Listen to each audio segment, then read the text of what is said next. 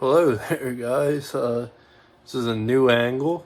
So I'm gonna start a drawing today. I uploaded a bio, basic artist. Just introducing myself earlier. Um, and I figured I'd just I'd upload another video right now of me starting a drawing, so you guys get a little bit more content and a bit more art. So yeah, I'm gonna be drawing this skull right here. If you can see that, and then I got my paper right here. Still working on the camera setup, so you're gonna have to kind of deal with that for a little bit until I kind of figure out the sweet spot. Obviously my head's really big and in the way right now, but when I'm drawing, I'm gonna be about here, so I feel like that's pretty good. So I'm gonna just kind of start this out. I'm not gonna get too. Just gonna go over what basically I think about when I started drawing, and I mean, I was thinking, going to the fundamentals and kind of structuring it more, but I think, I'm just going to start out with, for now, just starting a drawing and bringing it to a certain point, and through the process of the drawing, I can teach you that way for now, and later on down the road, I can package it into a better, more tighter course that would, go through. I like to think of art as like a language. It's basically, I call it visual communication. So, I can go through basically the alphabet, I guess, while I'm doing this skull in a way. So I'm just what I'm using. Not that it matters too much. If I can get it on camera, I just purchased this the other day. It's just like a lead holder, but it's a really thick lead holder. So it's like 5.6 in width. Sometimes I will. I use the wood pencils. I use other lead holders that are thinner lead, but I'll use, I have this. It's hard to get this on camera. But this is like a holder for a wood pencil. It kind of extends it, which is nice. I like to think, I think it's good to think, if you want to paint also. I mean, if you just want to draw, you can just draw, but if you want to get into painting, it's good to have like that little bit of an extension. It gives you like a painterly approach to drawing, which really helps if you are one of those people like myself that gets too tight and timid. So that's kind of why I've been using this thicker lead, because it gets me involved in the more mass drawing approach. So that's something I can talk about. But let's get this drawing started and get the conversation flowing. But yeah, just get a pencil. It could be a Ticonderoga. It could be a cheap whatever pencil. You just gotta as long as it makes a mark. Even if it's a pen is fine, but I like to have something I can kind of erase, but pen's good too.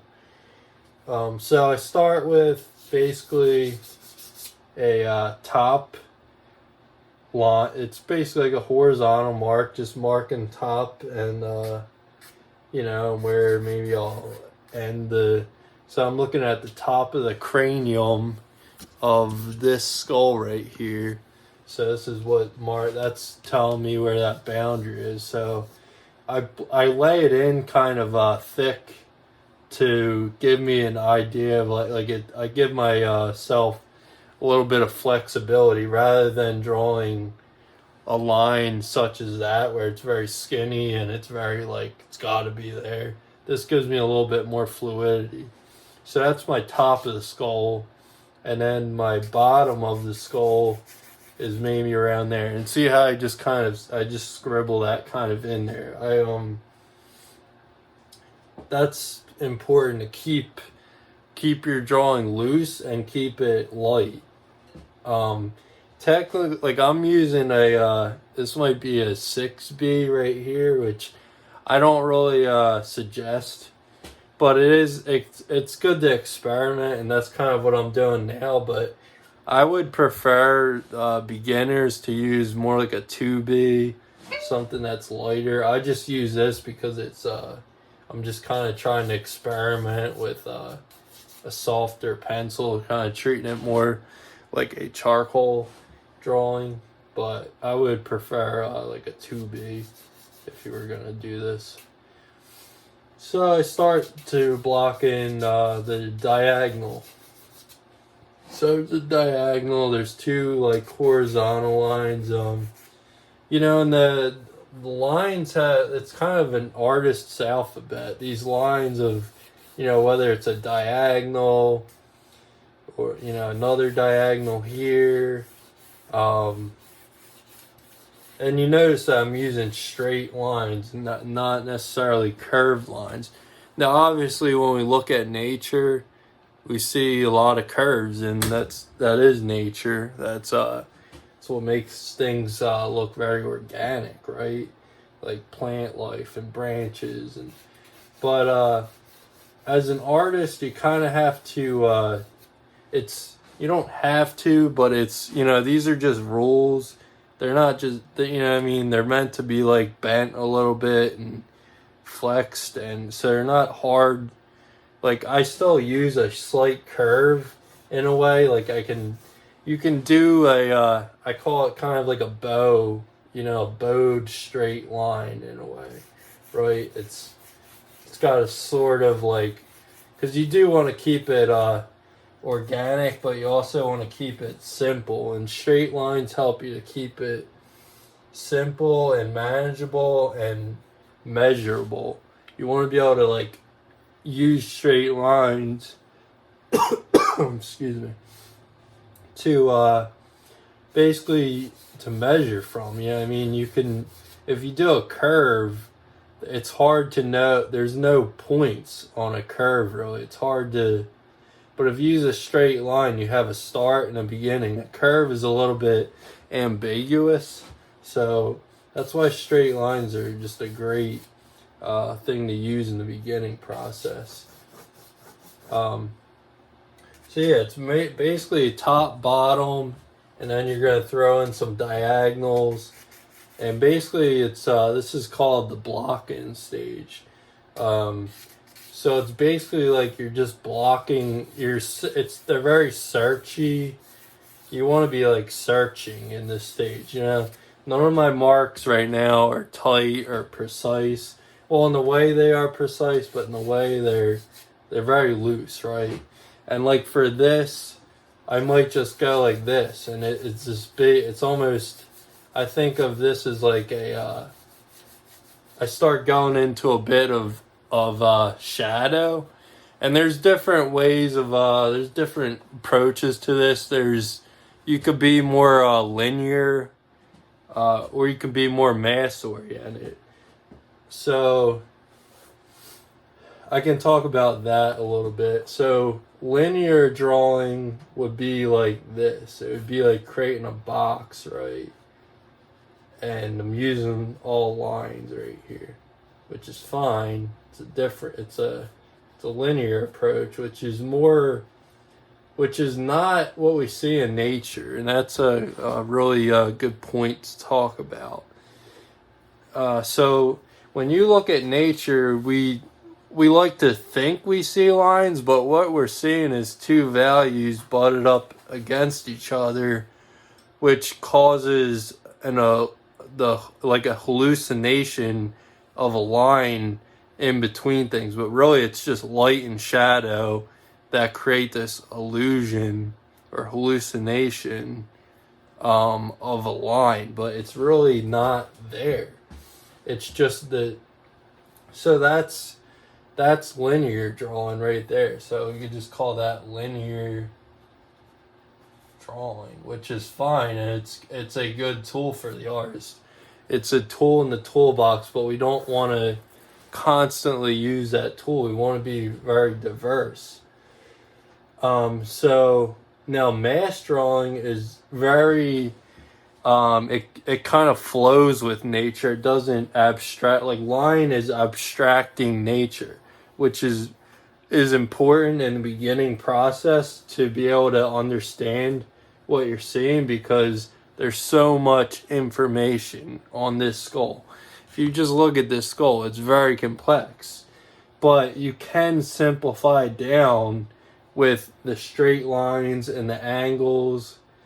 And then there's this thing, mass drawing, which is really a nice tool to have as well, because it allows you to kind of draw as nature is already, which is light and shadow, which is what is really there. So by doing that, we can just, you don't use really line, you're drawing with these almost shapes of value. So I didn't even draw a line there. I just sort of, scribbled in from it's like you're working from the inside to the outside, and you're creating this squared value, right?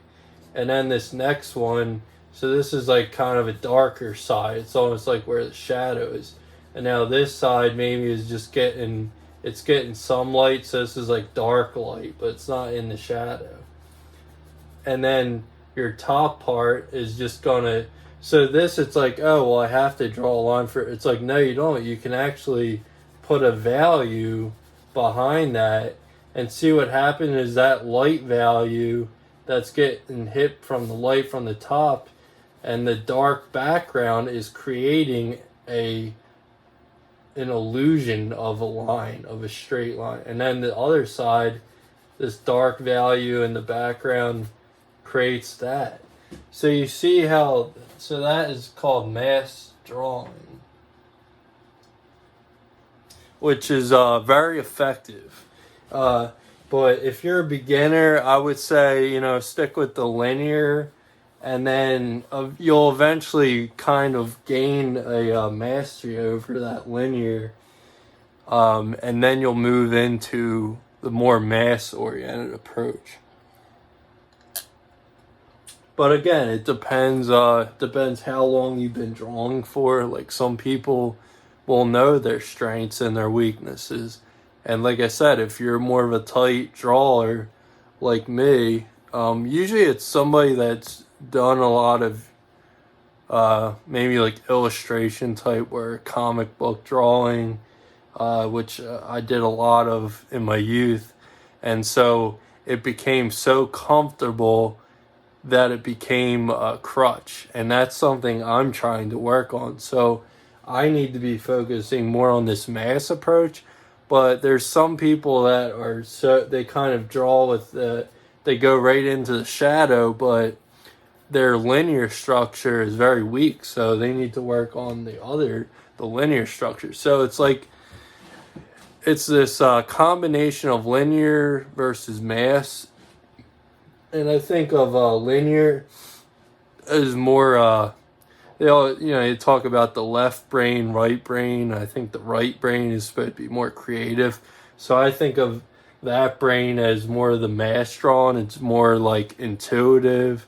And then I think of this linear drawing as more analytical. It's linear, right? It's like A, B, C, D. But that's not how nature works. Nature is it has a pattern, but it's very random, but it's organized, so I think of that as more like analytical, and it's straight and it's narrow. And so I use so you see I'm using like a combo. It's great to, I would say, to eventually use a combination of these approaches. So that's why I have a little bit of a mass approach going on here, where I'm using just shadow and light. I'm playing upon that. So I see, like, especially for something like in this part here, this temporal, this is like where the front plane of the face meets the side plane of the side of the head. So, like, that's then you can kind of, there's a conceptual, if we think of the box, it's like, okay, well, now I can think of, I see this as like, the starting of a side plane. It's not exactly a box, but if you can kind of simplify it to think like, all right, front side, and then this is, or front face, and then this is side facing. So it really helps to gain an understanding of that. And as you can see, I'm really approaching this looser than I would even like to do. Like, this is almost uncomfortable for me. And I just want to be open about that, you know what I mean? Like, I think this is ugly right now.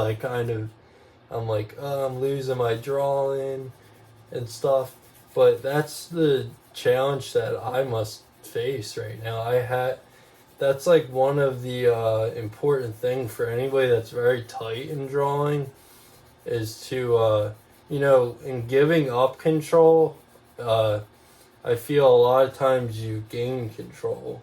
You know what I mean? You're kind of going with the flow of things, and you're not trying to correct every little thing at first. And that's sort of it's the best approach you can have, because you want the drawing to, you don't want it to look exactly like the subject in the first 10 minutes. I feel like if you're doing that, I mean, you want to have the essence of the subject, but I shouldn't be seeing like people putting in eye sockets and nasal cavities. And so obviously I have this, but this isn't necessarily a eye socket, but what it is just a more of a conception of a simplification of just what, if I squint my eyes down, right? If you squint, it actually simplifies that, and I can just see that as one big block of mass. And so I basically, if I just squint, I see a shape here. I see that, this chin drops down in the shadow. It's like a diag. You can see the light is going like this, so it's going like that, right? And let's just see. And I'm not really trying to shade this in perfectly even, but you want to go for that, but you don't. It's not your intention to. It's not my intention to shade that in perfectly, because I know it's going to change. I look at these shapes and values as like clouds of smoke or something that you're kind of just pushing around. They're just like these vibrating values that can, with the swipe of a hand, can be erased, pushed, shoved. You want to keep it flexible, loose. That's the key in the beginning. Really, that's the key. If you can keep it loose and flexible throughout the drawing process, that's even better. You never really want to get too tight until like really the last session of a drawing, where you're really putting, like, there's time for details, but it comes way at the end, I believe. And I've done a good amount of drawings to find that out, and I might even maybe I'll go through some of my old drawings today, and I can post some and show you kind of how I've grown and changed my thoughts on drawing. And I was just so into the linear approach that it just didn't it didn't help me anymore. At a certain point, you need to try something new, and I was kind of stubborn. Maybe that's part of my personality, but everybody has their struggles. But this approach really, it's great for people trying to loosen up, and I feel like maybe that's a good majority of people. I think a lot of people just need to loosen up, but there are those few that could use a little bit more structure, a little bit linear construction. But like I said, it's all about best of both worlds type thing. You don't want to like give up on the linear structure because that's important, but you're gonna wind up losing it in the midst of the drawing. So it's good to get comfortable to know that I'm gonna mess this drawing up. This drawing is gonna get loose. It's gonna get messy. It's gonna, shit's gonna hit the fan, and that's important to expect, right? Our expectations should be like, yeah, I'm gonna just mess this drawing up, but I'm gonna find it too. Like right here, I combined it basically. I thought of this as like one unit, so I connected this and this. But now I see that maybe I can start picking this out, so I can almost carve into this, and I can carve that out somewhat. It might not be perfect right now, but it gives me, at least now I can see that that's the jaw, and this is like this back part of that cranium, right? And so yeah, I'm still loose. I would say the way I'm using this 6B, which is very, like, it's a bold and more darker value. I would prefer, like I said, a 2B. I'm just experimenting today a bit, and it may work out, it may turn out really bad, but you have to jump into the fire. You have to jump off the ledge, right? And you have to spread your wings, and it's like survival. I mean, I don't know if that makes sense.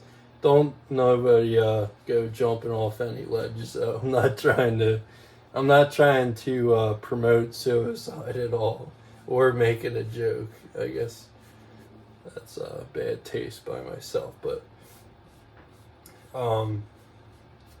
yeah, I'm just saying, be aggressive, be bold, be fearless. This isn't surgery. This is drawing. It's just paper. It's really hard. I had a hard time, I still have a hard time with that, not keeping drawing so precious. But I've noticed that when you do let down your guard and you let yourself be vulnerable, it just makes you a better artist, and I feel like it makes you a better person. Like I said, this stuff goes hand in hand with life. You'll find a lot of connections, which makes it so fascinating. It's very psychological. It's a very solitary thing to do, to make art, to sit by yourself, to stand by yourself at the easel and basically throw your heart against that page, and it's not, sometimes it's not going to be pretty. It's hard to accept that you're not good at something right away, or that it's not going to look pretty right away. But nothing looks pretty in the beginning. We all kind of start, like when you're building a house, if I go back to that analogy, it's like, it's a disaster. There's wood everywhere. There's, you got to demolish if you're tearing down an old house, or if you got to dig up a ground and level it. It's dirty work. You know what I mean? You're in the construction stage. It's heavy lifting. You're going to be it's going to be, it's going to be hard. So I think it's good maybe to stop at this stage, and I'm going over 20 minutes, which trying to kind of keep these kind of short and compact, and to the point, and so I don't want to get too rambly, so I'm gonna cut it off now. But just take a look at this. You know, it's not perfect, but this is like maybe I would say, you know, like I spent like 25 minutes on this, right? Or 20 minutes, I guess, with talking and pausing. So this is about like where you'd want to be in like 20 minutes. Obviously, different people are going to be at different stages, and it's all right if you're not at this stage, but just kind of you really want to be. It's all about self-awareness. It's like, am I not at this stage because I'm holding myself back and I'm afraid to push to that stage, or is it just because I need more time? Like, I had a hard issue with that. I thought I was just slow, but really it was fear that was holding me back. So don't fear this, because it's just drawing, and drawing should be fun, and it should. I don't want to say should, because I don't want to put pressure on ourselves, but you know, it can be a very fun experience.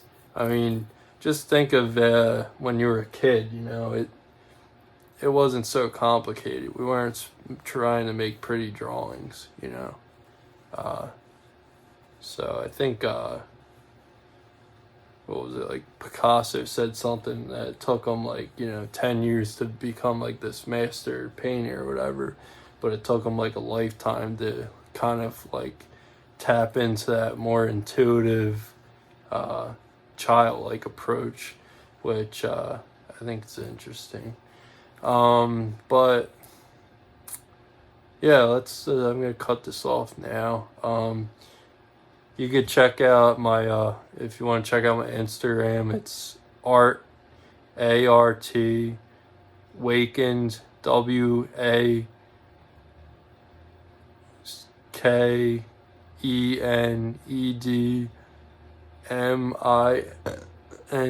Sorry about that. I'll probably link it in the bio. All right.